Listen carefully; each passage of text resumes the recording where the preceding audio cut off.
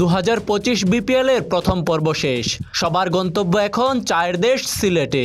ঢাকা পর্বে মিরপুরের পিচে এবার দেখা গেছে রানের ফোয়ারা, তেমনি ব্যক্তিগত পারফরম্যান্সেও সাফল্যের ফোয়ারা ছুটিয়েছেন কেউ কেউ।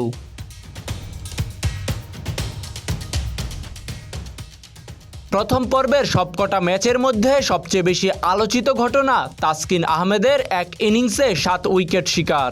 অবিশ্বাস্য এই কীর্তি গড়া রাজশাহীর পেসার বিপিএলের প্রথম পর্বের সবচেয়ে সফল বোলার। 3 ম্যাচ খেলে তাসকিন শিকার করেছেন প্রতিপক্ষের 12টি উইকেট।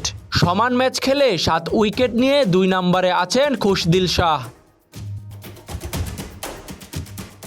সেরা ব্যাটারের অবস্থানটাও এ পর্যন্ত দখলে আছে দুর্বার রাজশাহীর। দলের অধিনায়ক আনামুল হক বিজয় প্রথম পর্বের সবচেয়ে বেশি রান সংগ্রাহক। 3 ম্যাচে আনামুলের ব্যাট থেকে এসেছে 146 রান। তারপরেই 141 রান নিয়ে 2 নম্বরে আছেন এবারে বিপিএলের প্রথম সেঞ্চুরিয়ান ওসমান খান।